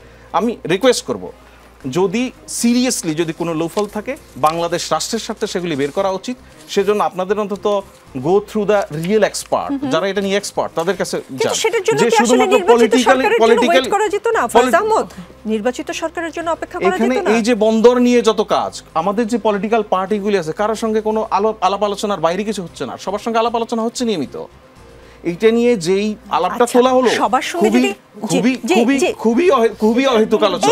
এই জায়গায় আমি একটু প্রশ্ন করি, সবার সাথে যদি আলোচনা হয় তাহলে জামায়াতে ইসলামী লালদিয়া ও পানগাঁও বন্দরে বিদেশি বিনিয়োগের চুক্তিকে অস্বচ্ছ ও গোপন আখ্যা দিয়ে উদ্বেগ জানিয়েছে। বন্দর কার্যত বিদেশিদের হাতে তুলে দিয়ে দেশীয় স্বার্থ বিরোধী পদক্ষেপ নেওয়া হয়েছে বলে অভিযোগ করে সহকারী সেক্রেটারি জেনারেল মোহাম্মদ শাহজাহান বুধবারে বক্তব্য দিয়েছেন। আমি বরঞ্চ একটু ইয়াসিন আরাফাতকে জিজ্ঞেস করি, আমি ওনার কাছে যাওয়ার আগে আপনাকে এই জায়গাটা একটু জাস্ট পরিষ্কার করি। আপনি যে প্রশ্নটা পড়ে শোনালেন না, ওই যে পৃথিবীর কোনো দেশই পিপিপির অধীনে চুক্তি হচ্ছে পুরোপুরি প্রকাশ করে না আইনি সীমাবদ্ধতার কারণে, এটা শুধু আইনি সীমাবদ্ধতার কারণে চুক্তি প্রকাশ সম্ভব নয় এই বলে প্রতিবেদন হয়েছে, তার প্রেক্ষিতে এই কমেন্ট। তারপর আপনি জানেন। জি ইয়াসিন আরাফাত, আপনাদের সাথে যদি আলোচনাই হয় তাহলে কেন মানে সরকারের বিরোধিতা করার জন্য কেবল বলছেন যে বিদেশিদের হাতে তুলে দেওয়া? চট্টগ্রাম বন্দরের বিষয়টি নিয়ে জামাত ইসলামের তৎকালীন মহানগরের আমির শাহজাহান চৌধুরী সহ কয়েক দফা বন্দর কর্তৃপক্ষ সরকারের সাথে আমরা বারবার বসেছি। আমাদের দৃষ্টিভঙ্গিগুলো দেশীয় স্বার্থ সংরক্ষণ সহ সামগ্রিক বিষয়গুলো আমরা তুলে ধরেছি। তারপরও সরকার সেই বিষয়গুলো উপেক্ষা করে তারা চুক্তি করেছে। এখানে জামাত ইসলামী 3টা দাবি করেছে, দাবিটা আমি একটু শুনে আপনাকে। একটা হচ্ছে দেশীয় ব্যবস্থায় বন্দরের উন্নয়ন করা, একান্ত প্রয়োজন হলে দক্ষ অভিজ্ঞ বিদেশি জনবল নিয়োগ দিয়ে দেশীয় জনগোষ্ঠীকে প্রশিক্ষিত করা। আমাদের দেশের জনগণের যে বিশাল সম্পদ, জনসম্পদ, এই জনসম্পদটাকে আরও উন্নত করার জন্য প্রয়োজনে বিদেশি প্রশিক্ষক নিয়ে এসে উন্নত যন্ত্রপাতির মাধ্যমে এই কাজগুলো করা যেতে পারে। জামাত ইসলামের পক্ষ থেকে সেটি বলা হয়েছে। 3 নম্বরে জামাত ইসলাম বলছে যদি তাও সম্ভব না হয় তাহলে বিদেশি অপারেটরকে বন্দরের দায়িত্ব দেওয়া যেতে পারে, তবে সেক্ষেত্রে অবশ্যই আন্তর্জাতিক দরপত্র ও নীতিমালা অনুসরণ করে জনগণকে অবশ্যই অবহিত করতে হবে। দেখেন আওয়ামী লীগ সময়ে যে বিষয়টা আমরা সবসময় বলতাম, ভারতের সাথে চুক্তি হতো, জাতির সামনে সেটা খোলাসা করা হতো না, উন্মুক্ত করা হতো না। একটা দরপত্র চুক্তি আপনি ইন্টারন্যাশনাল মানে মেনটেন করে যদি করেন তাহলে জাতির সামনে সেটা প্রকাশ করতে অসুবিধা কোথায়? আজকে যে প্রশ্নগুলো উঠছে, আমার বিশ্বাস যদি সরকার সৎ সাহস করতো তাহলে জাতির সামনে সেটা উন্মোচিত করতো। আমরা এখনো এই 3টা দাবি এখনো জোরালোভাবে আজকে মিডিয়ার মাধ্যমে বলছি, জাতির সামনে সেটা উন্মোচিত করা উচিত। বিশেষ করে এই দেশের বিশাল জনগোষ্ঠী যারা ভালো মানের সম্পদ, তাদেরকে বিদেশ থেকে দক্ষ প্রশিক্ষক নিয়ে এসে প্রশিক্ষণ দিয়ে দেশের জন্য কাজে লাগানো উচিত। আজকে বাংলাদেশ থেকে যেটা বলছেন, আজকে বাংলাদেশ থেকে তিনটাই কিন্তু এর মধ্যেই পড়ে, এবং এই 3টা হলে কি হবে, ওই যে বিদেশের কাছে বিক্রি করে দিচ্ছে। না বিক্রি করে দেন। আপনার দাবির সঙ্গে দ্বিমত নাই, দাবি অ্যাড্রেস হয়েছে। বাংলাদেশ থেকে বহু প্রশিক্ষিত জনবল দেশের বাইরে গিয়ে বহু কোম্পানিতে ভূমিকা পালন করছে। তাহলে আমাদের দেশের বন্দর চালাতে পারবে এরকম দক্ষ মানুষ বাংলাদেশের নাই, এটা আমাদের কাছে বিশ্বাসযোগ্য নয়। জি শেখ রবিউল আলম, বন্দর ও করিডোর দেওয়া নিয়ে একসময় সরকারের বিরুদ্ধে সরব ছিল বিএনপি। এবার শেখ হাসিনার রায়ের দিনে বিদেশি কোম্পানির সাথে বন্দর নিয়ে চুক্তি করলো সরকার, কিন্তু বিএনপি মনে হচ্ছে চুপ। বিএনপির এই নীরবতার কারণ কি? আমি মনে করিয়ে দিচ্ছি, চলতি বছরের 18 মে এক বক্তব্যে আপনাদের দলের ভারপ্রাপ্ত চেয়ারম্যান তারেক রহমান বলেছিলেন, অন্তর্বর্তী সরকারের কাছে করিডোর প্রদান কিংবা বন্দর ব্যবস্থাপনা বিদেশিদের হাতে তুলে দেওয়াটাকেই বেশি প্রাধান্য বলে মনে হচ্ছে। আমরা আবারও স্পষ্ট করে জানিয়ে দিতে চাই, করিডোর কিংবা বন্দর দেওয়া যাবে না। দেওয়ার সিদ্ধান্ত অন্তর্বর্তী সরকারের কাজ নয়। এই সিদ্ধান্ত নেবে জনগণের ভোটে নির্বাচিত জাতীয় সংসদ বা জনগণের ভোটে নির্বাচিত সরকার। 18ই মে এই কথা বললেন, কিন্তু এখন তো চুক্তি হয়ে গেল এবং খুবই গুরুত্বপূর্ণ একটি দিনে বিএনপির তো টু শব্দটিও নেই। কেন? আপনার কাছে ওরকম মনে হয়েছে? আপনি যেটা পড়েছেন ওইটাই বিএনপির অবস্থান। মানে আমরা চাচ্ছি যে এই মুহূর্তে বিদেশিদের দ্বারা বন্দর পরিচালনার এই মুহূর্তে এই প্রক্রিয়ার যে উদ্যোগ, সেটা বিএনপি সমর্থন করছে না। দুটি কারণ আছে। আপনি যদি বলেন এই যে প্রক্রিয়া চুক্তিটা হয়েছে, স্বচ্ছতার অভাব আছে, কোনো সন্দেহ নেই।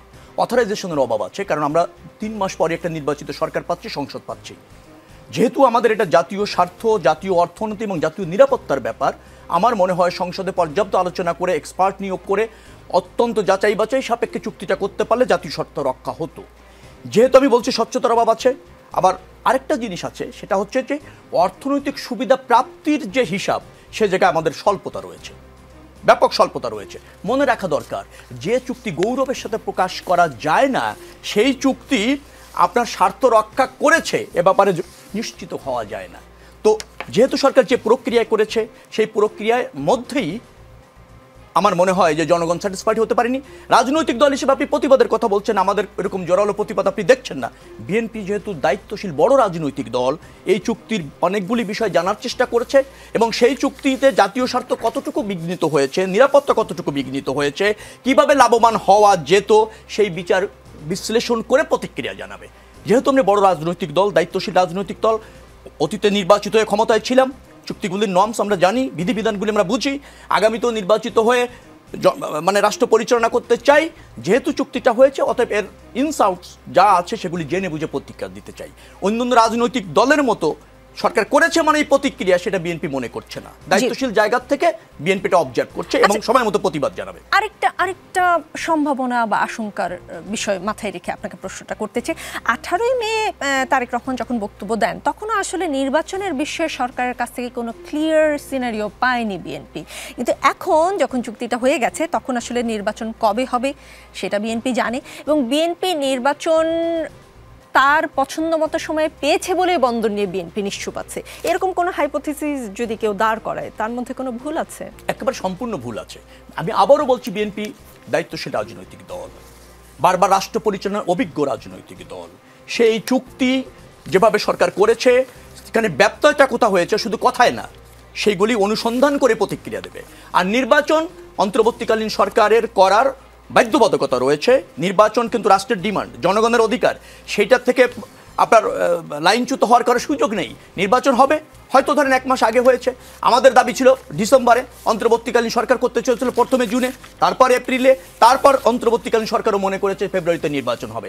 এটা জনগণের ডিমান্ড এবং অধিকার, ভোটাধিকার, সেটা যত সময় হবে এবং সেটা হতেই হবে। তো অতএব এই একটার সাথে আরেকটাকে আপনি সম্পৃক্ত করে বিভ্রান্ত তৈরি করার কোনো সুযোগ নেই। জি, শেখ রবিউল আলম, আপনাকে ধন্যবাদ। আপনার হয়তো একটু তাড়া আছে, আপনি চাইলে অনুষ্ঠানে থেকে বিদায় নিতে পারেন। মাসুদ কামাল, অরাজকতা প্রতিহত করতে গেলে পুলিশের সঙ্গে অসদাচরণ করা হয়েছে বলে মন্তব্য করেছেন ঢাকা মেট্রোপলিটন পুলিশের কমিশনার শেখ সাজ্জাদ আলী।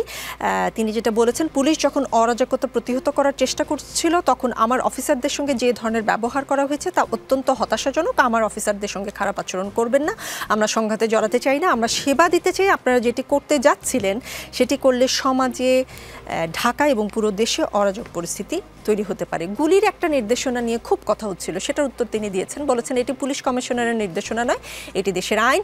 আইন পুলিশ বানায় না, পার্লামেন্ট বানায়। আইন যা বলেছে আমরা শুধু সেটাই অনুসরণ করে নির্দেশ দিয়েছি।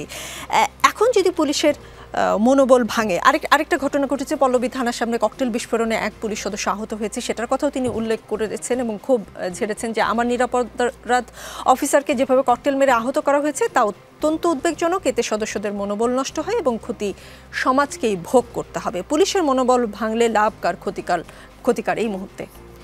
না, পুলিশের মনোবল যদি ভেঙে যায় তাহলে জনগণের ক্ষতি, এটা বৃহত্তর অর্থে জনগণের ক্ষতি। আমি এটা নিয়ে বলার আগে আমি একটু ফয়েজ সাহেবের একটা বক্তব্য বলি। উনি বলছিলেন না কোনো পলিটিক্যাল পার্টির সঙ্গে আলাপ করছে, শেখ রবিউল আলম বিএনপির লোক, উনিও তো বললেন করে নাই। জামাতের লোক প্রতিনিধি আছে, উনিও বলছেন করেন নাই। বাম দলগুলো এটা প্রতিবাদ করেছে। 160 জন বিশিষ্ট ব্যক্তিত্ব, এবং তারা সবাই আমার আশিক চৌধুরীর চেয়ে কম জ্ঞানী না। আনু মোহাম্মদ কি আশিক চৌধুরীর চেয়ে কম জ্ঞানী? হ্যাঁ, কার মধ্যে কি বলেন ভাই আপনি? কম জ্ঞানী বাদ দেন, দেশপ্রেমিক কম কিনা বলেন আপনি? এই লোকগুলো কি দেশপ্রেমিক না? আমি আপনার ওই 160 জন, সলিমুল্লাহ খান দেশপ্রেমিক না রে ভাই? এই দেশে থাকে, উনি তো এই দেশ ত্যাগ করে যুক্তরাজ্যের নাগরিকত্ব নিছেন। আচ্ছা, আশিক চৌধুরী এটা বলেছেন, তাহলে কিছু মানুষ এত হাউমাউ করছে কেন? একদল আছে তারা পরিচয় দেন বিশেষজ্ঞ বলে, কিন্তু আসলে তারা বিশেষ অজ্ঞ, পড়ালেখা করেন না, জীবনে পিপিপি প্রজেক্ট করেন না, এই বিষয়ে কোনো অভিজ্ঞতা নাই, ফটোকার্ড দেখে কমেন্ট করেন, পত্রিকায় ভুলভাল লেখেন, দেশ ধ্বংস, দেশ বিক্রি হয়ে যাচ্ছে ইত্যাদি বলে নিজেদের ভিউ ব্যবসা বাড়ান। আরেক দল বন্দর থেকে চাঁদা তুলতেন, দুর্নীতি করতেন, তাদের মন খারাপ, এখন বিভিন্ন অজুহাতে তারা তাদের স্বার্থ রক্ষায় নেমেছেন। আরেক দলের কথা আপনারা সবাই জানেন, পুনশ্চ আমার সহকর্মীদের অনেক ধন্যবাদ। আমার যখন বয়স হবে লাঠিতে ভর করে লাল দিয়াতে হাঁটতে হাঁটতে আমি আমার নাতিকে গর্ব করে দেখাতে পারবো যে চট্টগ্রামের দেশের এই অবকাঠামোগত উন্নয়ন আমাদের সকলের চেষ্টায় সম্ভব। উনি যখন বৃদ্ধ হবেন আমি লিখে দিতে পারি, উনি যখন বৃদ্ধ হবেন তখন উনি লাল দিয়ে বাংলাদেশে আসবেন না ভাই। উনি তো অলরেডি আমরা যুক্তরাজ্যের নাগরিকত্ব নিয়ে রাখছেন, উনি এখানে আসবেন নাকি? উনি ওখানে যে বসে বসে এখান থেকে কি পাইছেন এটার হিসাব করবেন ভাই। এগুলো আমরা বুঝি, এরকম বহুত জ্ঞানী লোক দেখা গেছে আমাদের দেখা শেষ। যারা এই দেশ ছাড়া অন্য একটা দেশের নাগরিকত্ব নেয়, এই দেশে থাকার পরও আরেকটা দেশের নাগরিকত্ব নেয়, তাদেরকে আমি পরিপূর্ণভাবে দেশপ্রেমিক বলেই না। কারণ অন্য দেশের নাগরিকত্ব নেওয়ার অর্থটা কি? সে সিদ্ধান্ত নিয়েছে যে বাংলাদেশ তার বসবাসের উপযুক্ত না, এই জন্য তাকে আরেক দেশের নাগরিকত্ব নিতে হয়েছে। কেন আপনার নাগরিকত্ব নিতে থাকেন, আপনি চাকরি করেন, অসুবিধা নেই কোনো, নাগরিকত্ব নিতে হচ্ছে কেন? তার মানে আপনি বাংলাদেশটাকে আর পরিপূর্ণভাবে আপনি ভালোবাসেন না। যাদের ভালোবাসায় ঘাটতি আছে তাদের দেশপ্রেম নামা বোঝা হয়ে গেছে, ওটা বাদ দেন।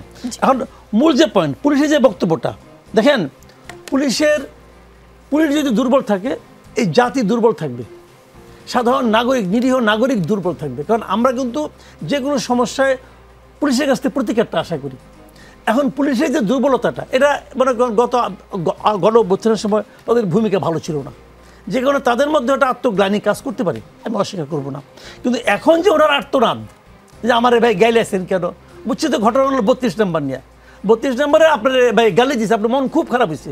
তো 32 নম্বর যারা ভাঙতে গেছে তারা তো ধৈর্যই নিয়েছে আমি ভাঙতে পারবো, কারণ তারা আগে আরও 2বার ভাঙছে, একবার আগুন জ্বালাইছে, একবার ভাঙছে। আগুন জ্বালানোটা বুঝলাম, ওই সময় মনে করেন ওই 5ই আগস্টের পরে ওই সময় কোনো গভর্নমেন্ট ছিল, আগুন জ্বালাই দিয়েছে, ওটা নিয়ে আমার কোনো বক্তব্য নেই। 6 তারিখে ফেব্রুয়ারিতে যখন তারা ভাঙতে গেলো তখন পুলিশ কী করছে? কিছুই করে নাই, চুপচাপ ছিল। তো ওই সময় পুলিশ যদি তাদেরকে ভাঙতে দিতে অনুমতি দিয়ে থাকে, তাহলে এখন যখন পুলিশ দেবে না, যারা ভাঙতে গেছে তারা কি মনে করবে? তারা মনে করবে তখন ধরে দিলা কেন, এখন দিচ্ছ না কেন? কাজে পুলিশের যে বর্তমান অসহায়ত্বটা, এটা ওনারা অর্জন করছেন। ওনারা আপনি এই যারা গেছে ভাঙতে তারা তো জানে না যে কখন ভাঙতে দিবে, কখন ভাঙতে দিবে না। কারণ আগের বার দিয়েছেন, এখন দেন নাই, আমি তো আপনার গাইলে মুই। জি, উত্তর পরিষ্কার। এই গালি ওনার প্রাপ্য ছিল তো, এখনো দুঃখ করেন কেন? জি, ফয়েজ আহমদ, ডিবি অফিসে এখন কাউকে তুলে নিয়ে গেলে আসলে কি খাওয়ানো হয়? আগে ধরেন যখন হাসান সার্জিসদের তুলে নিয়ে যাওয়া হলো তখন ফ্রাইড রাইস খাওয়ানো হয়েছিল। ওই অফিসে হাওরের মাছের সাথে আমরা একসময় দেখতাম যে লোকে ভাতও খেতে যেত। এখন কি মেনু সেম আছে না চেঞ্জ হয়েছে? আমি যাইনি তো। জি, আপনি জাননি, কিন্তু সাংবাদিক মিজানুর রহমান এবং মোবাইল বিজনেস কমিউনিটি সাধারণ সম্পাদক আবু সাইদ পিয়াসকে রাতের বেলা তুলে নিয়ে যায় ডিবি। সাংবাদিক মিজানুর এবং মোবাইল বিজনেস কমিউনিটির পিয়াস দুজনেই 16ই ডিসেম্বর থেকে যে মোবাইল সেটে এনইআইআর কার্যকর নিয়ে ব্যবসায়ীদের সংবাদ সম্মেলনে হওয়ার কথা ছিল, যেটা পরে হয়েছেও, সেটার সাথে জড়িত ব্যক্তি। তাদেরকে ডিবি নিয়ে এই সংবাদ সম্মেলন যেন না হয় সেজন্য মানসিক চাপ দেন। তারা অভিযোগ করেছেন, মোবাইল ব্যবসায়ীরা বলছে মোবাইল হ্যান্ডসেট উৎপাদনকারী ব্যবসায়ীরা সিন্ডিকেট গড়ে তুলতে এনইআইআর নিয়ে তড়িঘড়ি করছে। যেসব ব্যবসায়ীকে সুবিধা দিতে তাড়াহুড়া, সেখানে প্রধান উপদেষ্টার বিশেষ সহকারী ফয়েজ আহমদ তৈয়বের বন্ধু আছেন বলে অভিযোগ। ফয়েজ সাহেবের ইশারাতেই নাকি মিজানুর আর পিয়াসকে ডিবি তুলে নিয়ে গেছে, কিন্তু ফয়েজ আহমদ তৈয়বের জনসংযোগ কর্মকর্তা তার বরাত দিয়ে বলেছেন এখানে তার সংশ্লিষ্টতা থাকার অবকাশ নেই। রাষ্ট্রীয় শৃঙ্খলা ও নিরাপত্তার স্বার্থে আমরা এনইআইআর বাস্তবায়ন করছি। অবৈধ হ্যান্ডসেটের লাগাম টানতে সংক্ষুব্ধ পক্ষের সাথে বিটিআরসি বৈঠকও করেছে। তাহলে আসলে মিজানুর ও পিয়াসকে কার নির্দেশে রাতের বেলা ডিবি তুলে নিয়ে গেল? সম্পর্কটা এখানে কি? তিনি মোবাইল ব্যবসায়ী অ্যাসোসিয়েশন, সাংবাদিক, তিনি তাদেরকে অর্গানাইজ করছিলেন যে কিভাবে প্রেস কনফারেন্সটা করবেন, তিনি মিডিয়া ম্যানেজমেন্টের কাজগুলো করছেন। করা উচিত কি? আমি ঠিক জানি না তাদের হাউসের পলিসি কি। শুনেন, প্রথম কথা হচ্ছে জনাব মিজানুর রহমান একজন ব্যবসায়ী, যাকে আপনি সাংবাদিক বলে গ্লোরিফাই করছেন। জি, আপনার কি মনে আছে যে ঢাকায় ইয়াস তো ব্যবসায়ী, আমি বলছি ইয়াস তো সাংবাদিক, পুরোটার ব্যাখ্যা দিচ্ছি। ঢাকায় একজন বেশ নামকরা সাংবাদিক গৃহকর্মী নির্যাতনের অভিযোগে যখন অ্যারেস্ট হয়েছিল, আমরা কি তার সাংবাদিক পরিচয়টাকে গুরুত্ব দিয়ে বিবেচনা করেছি নাকি তার অপরাধের মাত্রাটা? আপনি সাংবাদিক, আপনি আপনার সাংবাদিকতার যদি আক্রান্ত হন, সেটার সঙ্গে সাংবাদিকতার পরিচয় ব্যবহার করে আপনি যে কোনো ধরনের রেমিডিস চাইতে পারেন, কিন্তু আপনি তো সাংবাদিকতার জন্য কোনোভাবে কোনো কিছুতে আক্রান্ত হননি। আপনি যদি আক্রান্তও ধরে নেন, সেটা হচ্ছে আপনি বিজনেসম্যান হিসেবে। এই ভদ্রলোক যে মিজানুর রহমান সাংবাদিক বলছেন, উনি 24tic.com নামে টিকিট.com নামে একটি প্রতিষ্ঠান পরিচালনা করতেন। সেখানে মানুষের বিপুল টাকা আত্মসাতের অভিযোগে উনি 2021 সালেও গ্রেফতার হয়েছিলেন, ওনার পাসপোর্টও জব্দ হয়েছিল। সুতরাং ওনার একটা ক্রিমিনাল রেকর্ড পাওয়া যায়। আর ডিবি পরিচয়ে যে এখনো তুলে নেওয়া, এইটা প্রথম কথা হচ্ছে এই যে আশঙ্কা প্রকাশ, উদ্বেগ প্রকাশ, এটাকে আমি খুবই ইতিবাচকভাবে দেখি। আমরা সরকারে আছি বলে আমাদের সরকারের কোনো সংস্থা যদি বেআইনি কাজকর্ম করে, সেইটার প্রতিবাদ নাগরিকদের থেকে হওয়া খুব জরুরি। আমরা এটাকে পছন্দ করি, এটাকে ওয়েলকাম করি। সুতরাং প্রথমত উদ্বেগটাকে ইতিবাচকভাবে দেখি। দ্বিতীয়ত ব্যাখ্যা দেই। উদ্বেগের অন্যতম কারণ হিসেবে আমি মনে করি, আমরা যেহেতু দীর্ঘদিন এই ধরনের জিনিস শুনে দেখে অভ্যস্ত, যে গভীর রাতে তুলে নিয়ে যাওয়া, ডিবি পরিচয়ে তুলে নিয়ে যাওয়া, তাই না? এর ফলে আমাদের মধ্যে একটা পুরনো ভূত ফিরে আসলো কিনা সেটা মনে হয়। খেয়াল করুন, জনাব মিজানুর রহমানকে যে ডিবি পুলিশের লোকেরা নিয়ে গেছেন ডিবি অফিসে, ওনারা প্রত্যেকেই নিজেদের পরিচয় দিয়েছেন, ওনারা ইউনিফর্ম ছিলেন, ওনারা ওনাদের আইডেন্টি কার্ড শো করেছেন, সুনির্দিষ্ট কারণ দেখিয়ে ওনাকে নিয়ে গেছেন। এবং সেখানে নিয়ে যাওয়ার পর যখন তার পরিবার থেকে উদ্বেগ, অন্য জায়গায় যোগাযোগ করা হলো, ডিবি প্রধানকে ফোন করা হয়েছে, উনি বলেছেন যে হ্যাঁ আমরা নিয়ে এসেছি, ওনাকে জিজ্ঞাসাবাদ করা প্রয়োজন। জিজ্ঞাসাবাদ কিসের? পরের দিন সকালেরই ঘটনা। আপনি আগের আমি শেষ করি। আপনি দেখুন, গভীর রাতে যদি অপরাধ সংঘটিত হওয়ার কোনো সম্ভাবনা থাকে, আগামী দিন সকালে গভীর রাতে যদি আইন শৃঙ্খলা বাহিনীর কাছে তথ্য আসে, নেওয়া উচিত নয়? আমি আপনাকে বলছি, আপনার যে উদ্বেগের জায়গাটা, সেটা একই সঙ্গে আমার উদ্বেগের। কাউকে অন্যায়ভাবে কোনো কিছু করা কোনোভাবেই জাস্টিফাইড না, আমি সেটা সমর্থন করি না। একই সঙ্গে বলছি যে আমরা ডিবির লোকেরা জানতো না আসলে তার অপরাধ কি। ডিবি যে লোকেরা ধরে নিয়ে গেছে, তারা তার অপরাধ জানার কোনো প্রয়োজন নেই। তারা শুধুমাত্র ডিউটিটা পালন করবে, যে তদন্ত কর্মকর্তা বা যিনি তদন্ত করছেন তার নির্দেশ অনুযায়ী ওনাকে নিয়ে আসবেন। ওনাকে তো বলে নিয়ে এসেছেন যে আপনাকে, হ্যাঁ, উপরের নির্দেশ কি? ওনার সুপিরিয়র নির্দেশ দিয়েছে না, নাহলে তিনি আসতে পারেন না। ওনাকে সুনির্দিষ্টভাবে বলা হয়েছে। আপনি খেয়াল করুন কি নিয়ে, যে অবৈধ মোবাইল ফোনের যে বিজনেস, এই বিজনেসটা আওয়ামী লীগের সরকারের সময়ও এটা ঠেকানোর চেষ্টা হয়েছে, এই জায়গায় শৃঙ্খলা ফেরানোর চেষ্টা হয়েছে, পারা যায়নি। শুধুমাত্র সেই সময় রাজনৈতিক সংশ্লিষ্ট ব্যবসায়ীরা এর সঙ্গে ইনভলভ ছিলেন বলে সেটাকে একটা রেগুলেশনে আনা হচ্ছে। আমি সেই রেগুলেশনে আনার প্রক্রিয়া নিয়ে যদি কোনো প্রশ্ন থাকে, সেটা ভিন্ন জিনিস, সেটা নিয়ে ভিন্ন আলোচনা হতে পারে। কিন্তু গভীর রাতে গিয়ে ডিবি পুলিশ তুলে নিয়ে এসেছে একজনকে সাংবাদিক, তিনি আসলে সাংবাদিক নন, তিনি একজন ব্যবসায়ী, তিনি সাংবাদিক পরিচয়টা ব্যবহার করছেন ঢাল হিসেবে। আমার মনে হয় সাংবাদিক হিসেবে আপনার এটা প্রতিবাদ করা উচিত। 9 জনের সিন্ডিকেটের মধ্যে বিশেষ সহকারীর কোনো বন্ধু আছে কিনা সেটাও নিশ্চয়ই গণমাধ্যম উনি তো ইনভেস্টিগেট করতে পারে। আজকের আলোচনার আসলে একদম সুযোগ নেই, একদম সময় নেই, আমাদের রাত 10টার বুলেটিন শুরু হয়ে যাচ্ছে। জামাত কেন প্রতিবাদ করেনি? জামাত কিন্তু লন্ডনে গিয়ে তত্ত্বাবধায়ক সরকার যখন কথা বলেছে, তার প্রতিবাদ করেছে। এনসিপি দল গঠন করলে সরকার থেকে নেমে তাদের দল গঠন করার জন্য বলেছে, লেভেল প্লেইং ফিল্ড নিশ্চিত করার জন্য জামাত বারবার বলে যাচ্ছে, সরকার যেন দলীয়করণ না হয় সেটা বলছে। রাজনীতির আলোচনা আসলে শেষ নেই, আগামী রবিবার রাত 9টায় আবার দেখা হবে, সাথেই থাকবেন।